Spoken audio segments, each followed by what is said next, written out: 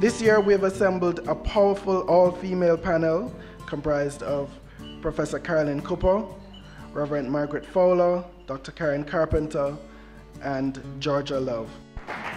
We really hope that today's activities will allow us to explore the ways in which homophobia is experienced by LGBT people, and especially to give an opportunity to examine the unique challenges faced by LGBT Christians.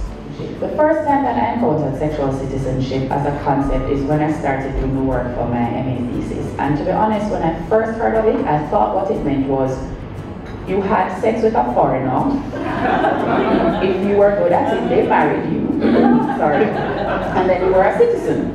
Or perhaps you had a baby by that foreigner and then you became a citizen. Obviously, my deeper reading revealed that this was not in fact so, and sexual citizenship, as I understand it now, is more about the meeting place of human rights and the human as a sexual being. And it has to do with how, at the most basic level, who are you allowed to love? How are you allowed to love? What type of gender identity are you allowed to express and still fall within the protection of the nation? Some of you know that the University of Technology has been involved in a very proactive set of interventions at the university in light of a number of incidences that have happened over the past many years. And I'm here to say that there's hope, there's progress, there's movement, there's change. And we're very proud and pleased to say that the interventions have made a difference. We find that students are much more open to a dialogue that takes them to a different place.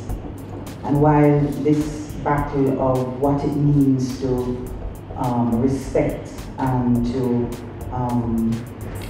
tolerate and to embrace and to love each other and to manage and interact and deal with diversity and differences is an ongoing dialogue, and we're not quite there yet. It's, I think, important to celebrate small steps, and I think through our efforts we have made a dent.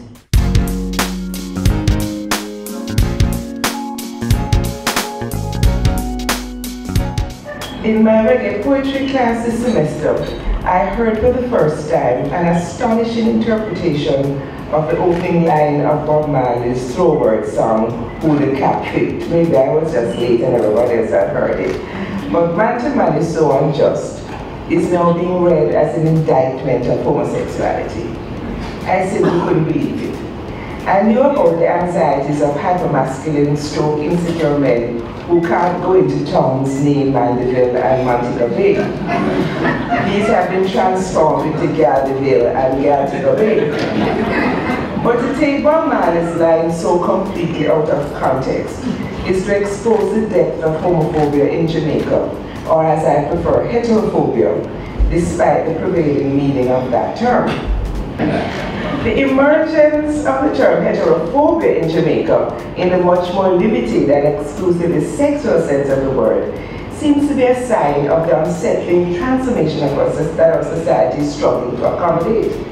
As public debate like this on the sexual and repressive culture of fundamentalist Christianity becomes more nuanced, self-righteous defenders of the faith increasingly close ranks in a futile attempt to turn Jamaica into a theocracy. Now, it is true that Jamaica boasts more churches per square mile than any other country in the world, but that high density of holy buildings has not stopped us on occasion from earning the ungodly reputation as the murder capital of the world. What we preach is clearly not what we practice, and in a most peculiar way, this is particularly true of our public pronouncements on homosexuality. I'm convinced that some of the most noisy advocates of maintaining the Buckley Law have a quite different agenda, and I know the focus is supposed to be female-centered, but we really don't have a law that is as womb-centric as the Buckley Law.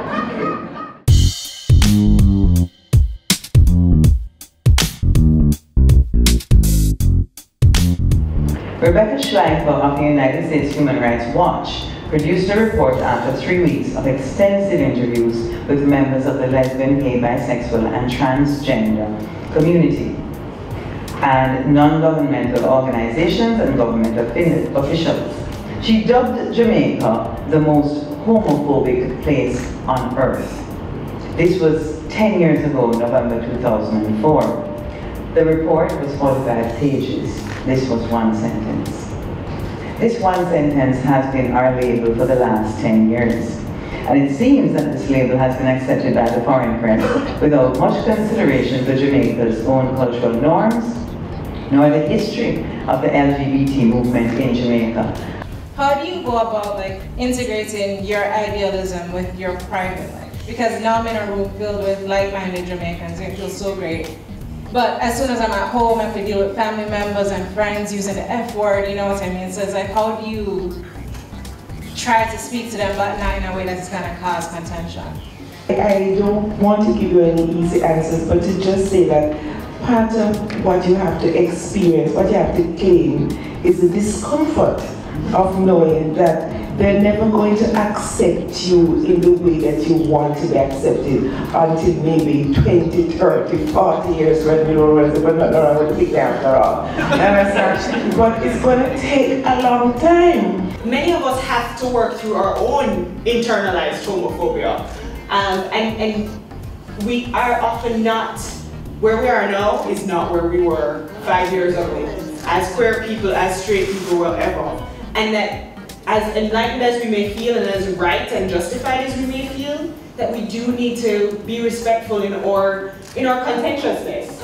And to really challenge each other to kind of bring our best selves. The question that I'd like to pose to both of you is whether this kind of discourse, because you're academics primarily, whether this discourse actually fits in the reality of the Jamaican context. And I go back to the question raised by the young lady earlier about going back home and so on. Whether Jamaica, as we know it now, actually is that kind of space, or there are certain other kinds of battles that are taking place outside of this kind of room. Jamaica has a habit of leapfrogging, and small societies like ours sometimes can't afford to do each step on the road to Damascus. So we might have a flashback of Saul lying on the ground and that kind of thing. So I think in the same way, as champions of human rights, as champions of the right of people to choose their sexuality and their sexual expression, we are responsible for the discourse. And I am challenging us to leapfrog that discourse into a space that says it isn't about how you are oriented or express yourself, it is about how you perform within the context of this place called Jamaica.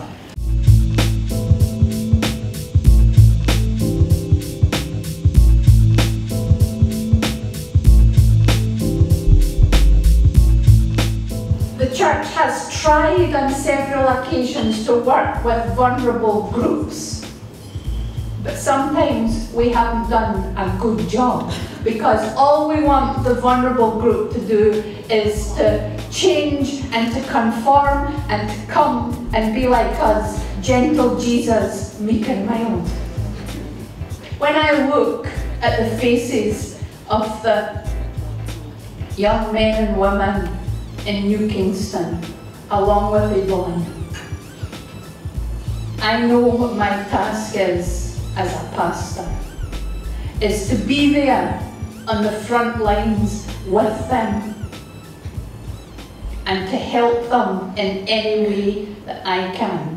So please don't look at all of us in the church community as enemy, because most of us love you with the love of the Lord. Amen. How can we draw the line though, if we're going to have a totally inclusive church where there are no restrictions? How do we draw the line where you have two people coming to be married, or two people who are in relationship, and the two of them are brothers and sisters, or sister and sister, or brother and brother, blood brothers? I think we are a long way in Jamaica from having same-sex marriages, I'm sorry to say. It's not something that I have thought about. It's not something that I have particularly sat at home and worried about. I'm more concerned about the gay young men in the gully at New Kingston at this point in time.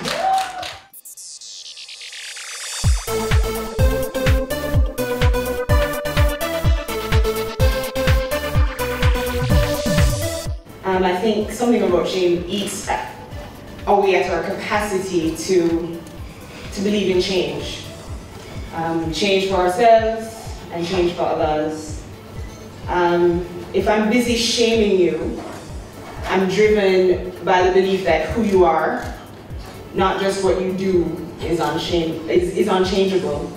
So regardless of where we're from, regardless of whether you feel I'm gay enough or righteous enough, that there needs to be space for me to be imperfect and nuanced and juki and not nice and smooth and refined, If there's space for people to be recognized as who they are, then they can contribute and participate fully, wholly, wholly, and with vulnerability. And I think that's where we need to kind of balance our identity politics. Because we can't obsess with trying to flatten out people. We have to try to create spaces where three-dimensional people are allowed and invited. I don't think the objective is that we stop challenging each other. Be it the church, be it the queer community. We should be able to continually challenge each other. We just need to figure out the rules of engagement. Because I think in many ways we're both right. I think churches offer spaces for understanding one's spirit, oneself as spirit, in ways that I may not readily find in a generic queer community, So we are imperfect, we are divinely wired for connection, and I think we are worthy and very much capable of love and belonging.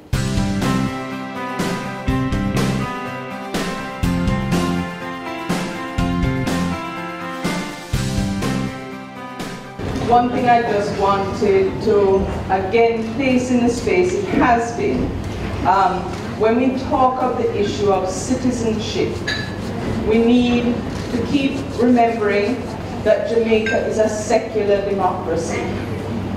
And that in the discussions about religion, religious practices, beliefs, the setting out of what differing religions view as sinful or not, and there is obviously an important space for all of that. We are, however, operating in a secular democracy. We must model respect, engagement. We must use words with care. Leaders at all levels in Jamaica must call each and every one of us to acknowledge that we are human beings born free and equal in dignity and rights. So there is a commitment from the JCF to respect the rights of each citizen of this country. And as members of an organization that is sometimes deemed hostile and harsh, and in essence, there is evidence to suffice, but in moving forward, there is a commitment to hold our members true to what they are bound to in carrying out their functions. I must applaud JFLAG for the invitation sent to the JCF through the anti-corruption branch, and we just want to express our continued support as we cohesively, inclusively come together to see how best we can go forward. Somebody had asked earlier about the difference between this space and what happens when you have to go outside, and how do you know what spaces you can go into safely. So I think that this app might actually be a part of the answer to that. Walk for JA is an LGBT-focused public and personal safety project that develops mobile and web-based services and tools for everyday safety concerns and emergencies. So what we're trying to do is we're bringing together different pieces of technology. You can use a SMS or text messaging service So individuals who identify as LGBT, lesbian, gay, bisexual, etc. can report abuses or incidents of violence using these bits of technology. So you can do it via SMS, so you can send a text, you can do it via the Android app that we're working on, via a website, or you can do it via email.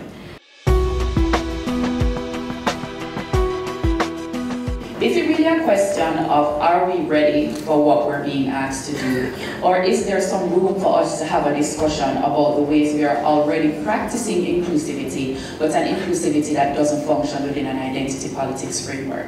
So is there a way that we are already accepting of each other in the ways that we don't claim certain types of identity? And can that provide a starting point for us to move into a more inclusive society?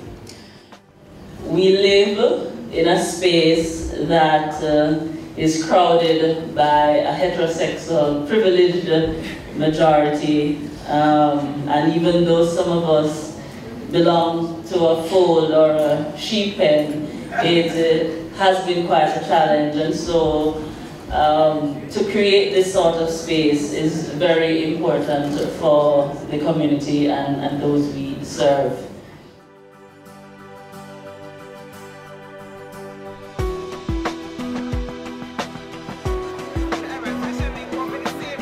The LGBT community is diverse, is complex, has many issues, and unless we create spaces to talk about it, acknowledge those issues, those differences, we will never fully be able to operate as a community that is supportive of each other, that cares for each other.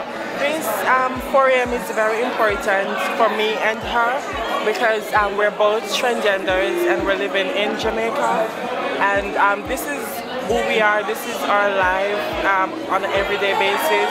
So coming here, I had mixed feelings about religion and like choose the lifestyle that I am because I grew up in church and stuff like that.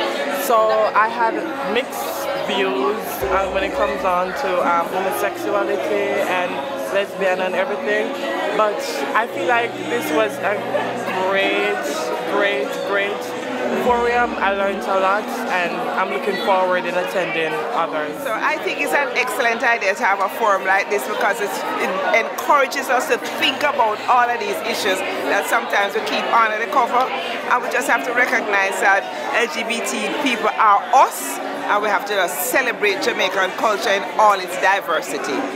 Jamaica is a secular democracy, and to build a democratic society we have to understand that minorities have to be protected. So this was a particularly meaningful, particularly poignant reminder of the fact that as a society we have a long way to go on, but we're also moving in the right direction. I think today's forum was very powerful. The fact that it was all women-led, in every activity was conducted by a woman is really significant. Oftentimes, and in fact, one of the presenters made, in fact the facilitator made a point to reference that the reality is a lot of times we focus particularly on gay men, and so this was also giving visibility to women in general.